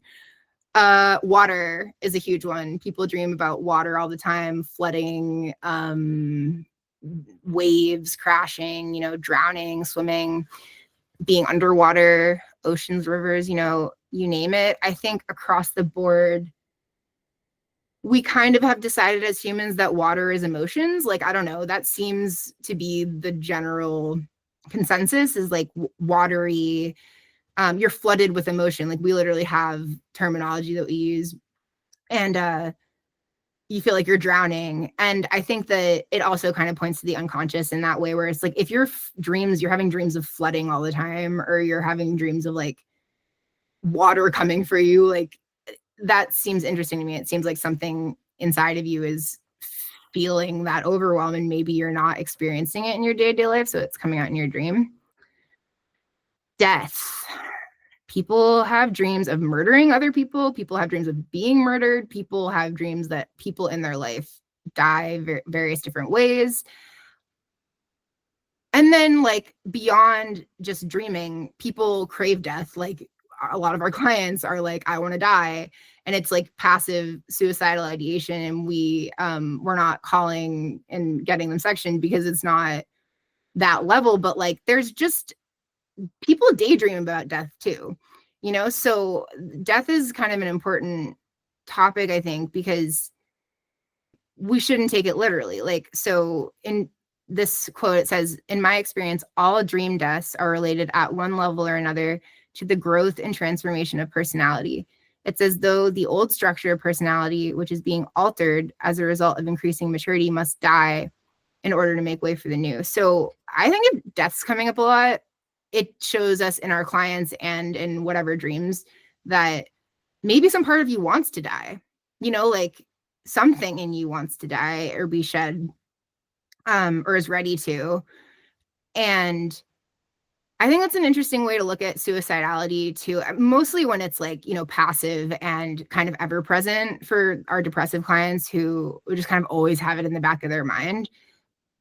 I think this is an interesting symbolic way to look at it, instead of just being like, well, you don't kill yourself. Like, you know what I mean? Like there's like, I feel like there's a general stance of like death is death, but depth psychologists are trying to look at it a little differently. Other like major ones being chased by something, running away, falling down or going up, wandering. These are all pretty common dream themes. Dilly-dally with the dreams. You don't have to get anywhere with them. We're not used to that in society. I feel like we just like, and even in therapy, I think that they don't really encourage us to dilly-dally in therapy. Maybe more so these days. I feel like I was researching therapy in the days of CBT where everything was like do, and it was like the main thing. And now I think we're moving away from that a little bit more. But yeah, just keep remembering to be a fool. And I definitely think I've plugged this a couple times, but waking dreams, daydreams, fantasies, those can all be worked with in the exact same way. And I think they're really important because they're leaking out in the day. So also, when I mentioned the whole like people have dreams about cheating on their partner and don't want to talk about it, that's real. And I think actually it's cool when you can share your dreams with friends or partners or people in your life. Like, it doesn't have to just be your Jungian analyst, because most of us don't have one of those. And even if your therapist isn't a dream person, you can still share your dream and kind of talk about it with your therapist. So I wrote an article like a while ago, but I linked it in here in case anyone wants to read it, about like how to go about starting to share your dreams with just like people in your life. It focuses on couples because I'm a couples therapist, but it talks about other people too. Okay, so I want to leave enough time for like discussion and stuff, so I might start to like, these are all kind of summary slides anyway. But back to the tree metaphor for just a second. I really like this little poem because I think it shows us why we don't have to know what we're really doing in this work. Sometimes your next halting step is more powerful than the grandest vision. All a leaf knows about building a tree is to turn towards the light. So, like, that's cute. I feel like that's a cute little metaphor for what we're trying to do as trees here. Like, we don't have to know what we're doing. We just need to do the next thing, like aim at what we know to aim at right now. And not knowing is actually helpful a lot of the time. Okay, let's get serious for a second. Talk about contraindications because it's actually super important. This is not stuff you want to do with someone who's experiencing psychosis, depersonalization, like lots of dissociation, derealization, even mania sometimes. Like when you are having trouble being in touch with reality in whatever way that, I mean, reality, right? Like who wants to be in touch with reality? But some people are really struggling with it. Like their unconscious won't leave them alone. Like specifically people who have like delusions and paranoia and hallucinations and stuff like that. Like they don't need help getting in touch with their unconscious. Their unconscious is actually kind of coming in hot. And so you're not trying to help them by like you're not helping them by doing this stuff. You're actually, you can open up like some bad rabbit holes if you're working with people who are already kind of on the brink of like, where are they? Like, are they in this world? Are they not? So, you know, I think a lot of clients are pretty dissociative. They're disconnected from their bodies. Maybe they have PTSD and they're having flashbacks all the time. Like things like that, I think are contraindications for depth work. I mean, not across the board. You can still look at people through a depth lens without doing dream work with them and active imagination stuff with them. But those people, as we know, because we're at a somatic place, like they need to ground in reality and in their body in the physical world. And this stuff can kind of distract from that. Not to say it can't be somatic, because it can be. You can definitely like encourage people to get into the felt sense of their dreams and their fantasies or whatever, but it can be pretty cerebral. I think that's why I like it so much, because I'm up in my head all the time. But yeah, it's not the most connective to reality. And that's the point, is because depressives and like many people are stuck in reality. And then they're like bummed out by it and they can't imagine, or they have trouble thinking creatively and getting in touch with like their unconscious. And so those are the people who really benefit like from depth work, are more the people who like their default mode network is like really stuck. Whereas people who like, you know, are on the other side of things and like that, like they're on acid all the time, almost like just their brains are like that naturally, like way too open. You don't want to do this with them. I guess a contraindication would be people who just don't care. There's like some people who just don't care. And that's fine. I think it's sad, but especially the ones that have really rich dream lives, but just like have zero interest. Like you can't make people care about their dreams. And there's just overall limitations, which there's so many for this, and we could talk about them for a while, but I'll just kind of rattle them off. Lots of people prefer to do CBT and DBT and things that are way more structured and manualized and have measurable outcomes, and fair enough. Like, I think that that's totally reasonable. And actually society agrees with them, because a lot of insurance plans don't even want to pay for endless therapy and have like 12, they'll give you 12 sessions or something. This isn't necessarily going to be the work for that kind. Like, I mean, you're probably better off going through a CBT manual in 12 sessions if that's what you have, because you need the skills. Like you're building skills in certain other therapies that you're just not really building in this. In this one, you're like building the skill of dilly-dallying essentially, and like being creative and artsy and different. And that's not always functional like for day-to-day life for everyone. Some people just need to learn how to breathe, you know. Lots of people are reluctant to dive in, even if they have a little curiosity. And I think that that's why you can just like sprinkle it in at different various times. You don't have to, you know, go start interpreting all your clients' dreams or something. This is never going to be empirically supported, because you can't measure or study any of this really reliably at all. So that's a limitation, is just that it's never going to like have, well, I don't want to say never. I actually wrote my thesis on how depth psychology and like neuroscience have this kind of really cool overlap that's going to probably start coming through more because they're studying dreams and able to see this resonant stuff anyway. But like until then, it's not empirically supported in the same ways that like CBT and other therapies are. And it probably still won't ever be on that level of like societally accepted as, you know, reliable. So fair enough. You kind of have to just not really care about stuff like that. I mean, or go enough into CBT and the empirically supported ones and get tired enough of it, like I did, that you're curious about what else is out there. It can be hard to assess progress when you're just directionless, that can be a problem sometimes. Jungian analysts like go to school for 700 years. I also think that that's a limitation of this, is like, even if you wanted to be a Jungian analyst, it would take you forever. And people can be super woo-woo in this field. Like, I know I'm woo, but like there's like worse ones than me for sure. And that can be off-putting. Like, I don't like necessarily being around people who like, I'm not even sure if they're on the same plane as me. So that can be definitely off-putting to people. And then the other side of that is like, some people get all puffed up about being Jungians and they're like so confident and like almost narcissistic about their knowledge in this field. And they're like, you know, they know about the unconscious, which is just like so ridiculous, because that's the literal antithesis of the shadow work. Is like, you don't know your shadow. You'll never know it. So stop being all full of yourself, you know. That's the limitations. Yeah, treatment trajectory is different.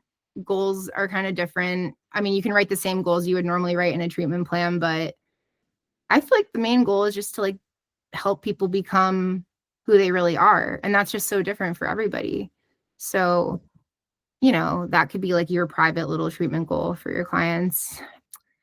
I think I'm going to skip over some stuff and you guys can read these on your own time, because I want to get to questions and leave enough time for that. So these were all just kind of wordy slides I assumed I would skip over anyway. But there's some good tips for like working with clients. And yeah, people always change. And the tree metaphor comes back up in this last image I will offer you all, which is just like this picture I took on my 35 millimeter up in Vermont of a tree literally growing through an old abandoned truck. And like, that's a full, hardy, just amazing tree against all odds. That little leaf just kept turning towards, you know, the next thing that they knew to aim at. And now it's a whole tree and it's like amazing. I think that that's cool. Like, we can all grow no matter what it seems like on the outside. So yeah. Okay. I've talked for an hour and 45 minutes. Wow. So you got it. Thank you so much. Yeah, just open up the table, open up the floor to see like what questions you guys have, thoughts, observations. And I'm just going to let you kind of take it, Phil. Hi, it's Lily. Hey. That was really incredible, and I wrote so many things. At some point, I'd love to talk to you alone, because I feel like if I talk about everything that I wrote down, I'll take up too much time and space. But my question is, do you have sort of like a number one recommendation for a Marian Goodman book, or like some piece of writing that you would say like that's where you'd want people to start? And also, do you have a favorite young writing? Yes and yes. So with Marian Woodman, I would go to Addiction to Perfection. Okay. Because it talks a lot about like the feminine in society these days, and it talks a lot about why like so many people have anorexia and or eating disorders of like other kinds, and this like obsession with being perfect, and also like a lot of the female issues of like people pleasing and the ways that we've like repressed. Like, it's just like an amazing book because it talks about how society just like in general normalizes repressing like Mother Nature and all of this. It's really cool. So Cool. that book's amazing. For Jung, I would say I have two main recommendations. There's his it's not, he doesn't call it his autobiography, but it's like and it's called Memories, Dreams, Reflections. And, you know, it can be a little bit like it's all over the place. It's talking about his life. So that's more if you're interested in him and some of his main theories. But Modern Man in Search of a Soul is probably his most like accessible mainstream book that was like written for, you know, like the modern man. It's not like all psychological terminology the whole time, and it's still pretty philosophical. And I think with both of these and with most depth people, I would say the thing I like about the books is that you can just open to any page and start reading, and I wouldn't even make yourself read the whole thing, like because it can be kind of dense. But yeah, there's a lot of gems in Modern Man in Search of a Soul. Thank you so much. I also just my last thing that I want to say is that like I texted Allison on the side because I was like, this is so validated. Like it was like a really beautiful reminder of some things that I feel as a therapist that I don't think always get like they're not about the like these are the strategies we are using. And the moment you started off with like you're an artist as a therapist, I was like, oh, this is going to be good, because I think that that is really true and people don't understand that. And I thought that was just really beautiful. So thank you so much, Belle. Yeah, I will talk about it forever. So yeah, we can. Yeah, we'll chat.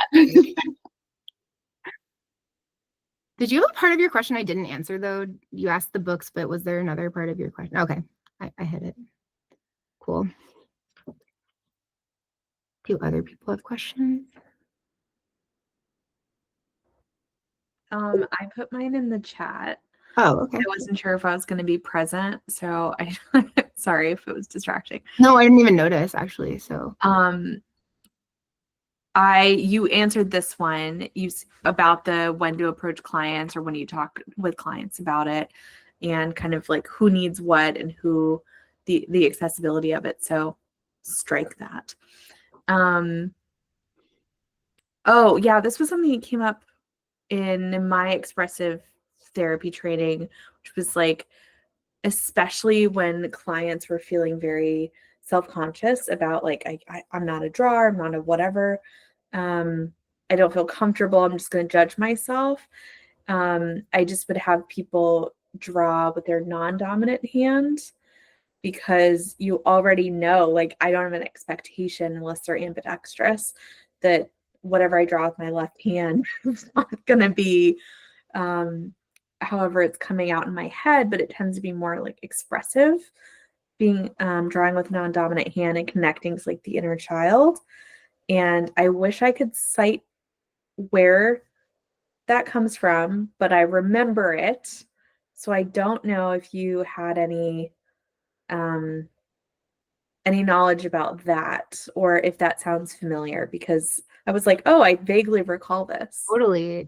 I mean, like, if you think about it, like I put it up there, but it's like, you know, when you're trying to engage your right brain, like it's amazing to use your left hand, because like, well, most people are right-handed, right? And so using your left hand, you're already giving that side of your brain just like an opportunity to come out. Like sometimes I'll just play piano with my left hand because I want to see if it's going to be any different than if my right hand's involved, because so I think that that's beautiful. And like you could paint with that side of your body. There's probably like so much stuff that you could do to like give that side of your body some attention, because we're all so usually right dominant. Some people are left-handed, but you know, it kind of goes the other way in that situation. So I don't know if that's like citable to one source either. That might just be kind of like common knowledge. I mean, or just, you know, like I don't think people talk too much about giving the other hand something to do, but I love that you're using both your hands all the time. So I am using both my hands all the time. Wow. And then the other thing was I was thinking more like archetypes, but when you were talking about images, and I have a couple of clients that are more woo-woo than the others, and we will often like start a session or finish a session by just pulling an oracle card. And the ones that I have in particular are like the empathic oracle. Hmm. So it's more like themes of things going on rather than like goddess or Yeah. something like that. But I don't know, like if you had done if you would suggest anything like that, working with like, yes, I love that one. This Yeah. one's great. She went to Pacifica, so she knows a lot Okay. about depth psych too. But yeah, I mean, I feel like any and all, like anything with an image on it would be so cool to bring into therapy. I don't bring cards in for people, but I don't know, like images are just so powerful. And I think that especially with adults, we don't use them enough. Like that's something that I talk about in some of my last slides is like we do play therapy with children and we let them act out whatever's going on in their heads. And then we do art therapy a lot of the time with teens and we let them, but then I think with adults, like a lot of people don't even think to bring in stuff like that because they'll just talk to you. But yeah, anytime you can incorporate image in any way, especially cards, I think that makes it easy. But if it's someone who's closed off to stuff like that, there's tons of ways that you could. I mean, so an example would be like today, I was talking to one of my clients who I've been seeing for a really long time, a year and a half, but I've never asked her when she says that she watches Netflix, what shows she's watching on Netflix.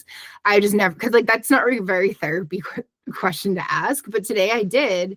And it was awesome because I got to see like what she's spending her time consuming also, which I just feel like is another way to get to the images that people are resonating with in their life. Like what impacts you, what do you gravitate towards? So it doesn't have to be cards, but I think if people are willing to look at cards and work with them, like all the better. That's pretty cool too.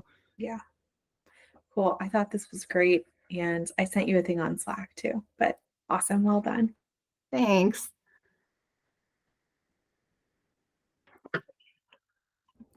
Val, I have a question in terms of also depend on like your past history in terms of other maybe clients you've worked with.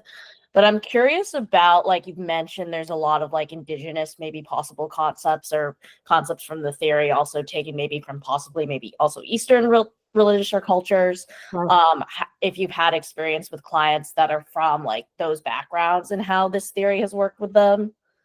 If you have, No, that's a really good question. I haven't had anyone who isn't like I've had people who aren't white, but I haven't had any indigenous people and I haven't had any people like from the east of the world.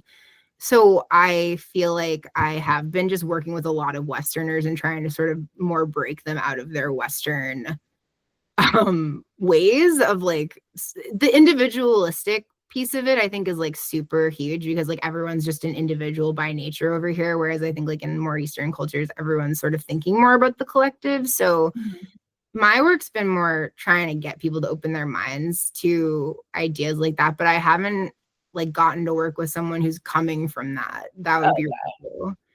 When you were in school and stuff, did you come across like that in terms of like intersectionality, in terms of just like people's cultural backgrounds? If this like approach is useful in terms of working with less diverse populations? Totally. Yeah, we actually had like a whole class on, I think, just like the cross section between depth and indigenous stuff. And then we also had, you know, like obviously our class on like cultural sensitivities and stuff like that. But I mean, I think that for the most part, this work, it's cool because it's so individualized. Like you're really not imposing any expectation on your client to like be anything other than who they are. So I think for this reason, it kind of comes into intersectionality in like a really helpful way that maybe some more of like our empirically supported treatments don't, because like they kind of have, some treatments have like an inherent assumption that a human should be a certain way, and that's like what the treatment's trying to get them to. And I think that depth is unique in that it's really just kind of way more focused on like who the human wants to be and like what their unconscious is telling them. So yeah, I mean, I think in that way you're really not imposing a lot on your clients, and for that reason you can be like really open to like learning them no matter what their background is. But I think like people's position in society and where they're coming in and like where they're marginalized really reflects also and like all of their symptoms or like complexes in the world, or you know, an inferiority complex or whatever. Like, so looking at people in that way is really useful to also help understand like why they are the way they are and why they're struggling with the issues they are, because like, yeah, like what lineage did they come from? Like, I think that that's another thing I didn't get to talk too much about, but there's a lot about like ancestral lines and stuff like that, you know? So I feel like everyone's got such a different thing that they're coming from. And it's kind of cool to explore that if you can with Mhm. the person. Yeah. Okay, interesting. No, I was just curious. I know it was just dependent on whether you've had background and stuff with clients and stuff, because I'm just, just hearing you describe and stuff, like the approach and everything. I would be interested to see if like it would work with those that maybe come from more indigenous backgrounds or more religious and spiritual backgrounds in general. It's not tendency of the populations I work with, so but I Yeah. do have a good number of clients that are from like Asian background and stuff that maybe I'd be curious, but a lot of them also do take upon like the individualistic culture part of the US and are very much adopting that and trying to move away from parts of their collectivistic culture and their family upbringing and stuff. So I don't know. Right. Yeah. Specifically for them. Well, I feel like everybody, and like I think especially immigrants or children of immigrants, like is trying to rage against some like thing that's been put on them. And I feel like I've heard this from children of immigrants a lot, where they like kind of go the opposite way of like whatever their parents are expecting of them. But then they eventually have to come to like a balance of actually, what do you really want to be doing with your life? And so I definitely think that this could be, and I also actually have one slide where, because you brought up this spirituality piece of it, where I talk about this, because I actually would say depth work is probably not for people who are like completely closed off to spirituality. I'd say you probably have to have some amount of like openness to even the idea that like there's something beneath the surface. Like there's like so many people who don't want to even engage with that. Like you talk about a synchronicity and they're like, well, that's just random coincidence. Like, you know, those people. And I would actually say that like this Jung quote really speaks to that, because it's like, this is one of his quotes where I'm like, oh, you'd probably have to be pretty spiritual to actually resonate with this. It says, no matter how isolated you are and how lonely you feel, if you do your work truly and conscientiously, unknown friends will come and seek you. Like that's like some kind of faith in the universe. And I do generally think that that's kind of what depth is built on, is like this faith in yourself and the universe. And a lot of people don't have faith for like really good reason. You know, like the world's beaten it out of them. So I think this wouldn't resonate with people who are super, super close-minded to stuff like that. Only because some of the concepts are like deja vu, and like, you know, people want to look at their dreams often as like completely meaningless. So yeah, I would assume, I haven't worked with too many people who are like super spiritual, but I would assume that would only help this. Yeah, that's what I'd assume too, because I'm like, there's maybe elements that, as you've talked about, like I think that would be helpful with some clients I work with, but then others that are not, because I tend to get very like analytic and like intellectual thinkers that somewhat want some sort of structure. So Right. I could see that, because you also like offer more of that environment for therapy. And like that's a strong suit of yours. And so, but I think that you can like litter these things in even in those ways. Like I have one slide that it offers one suggestion to do with your clients, one intervention that's just like doing stream of consciousness. Which, you know, you could do that with a client that's pretty closed off to stuff, you know, just to be like, oh, why don't we try this out? So I think there's ways to like weasel it in, but it's definitely more like peppering it in instead of it just being full force. Yeah. I mean, you've talked about elements of parts work in it too, which like I also pull like from different parts. So I definitely see elements of that with some things I already do and stuff. Yeah. Good job overall though. Thank you. Yeah, I feel like IFS is like the most mainstream depth psychology branch that everyone's probably heard of at this point. And I think oftentimes now people say parts work and everyone just assumes that means that you're like IFS trained. And but yeah, so thanks Schwartz for getting it out there. Okay, I guess we're out of time. We are. Fel, thank you so much. This is a reminder for the social workers in this room who want CEUs. You're going to be getting an email with a quiz and a feedback form. So just fill those out and return them. And Fel, thank you. This is unbelievable. So interesting. So interesting. Thank you so much. Thanks, guys. All See you right. soon. Thank you. Bye. Thank you. Bye. Thank you. Thanks, Belle. Awesome.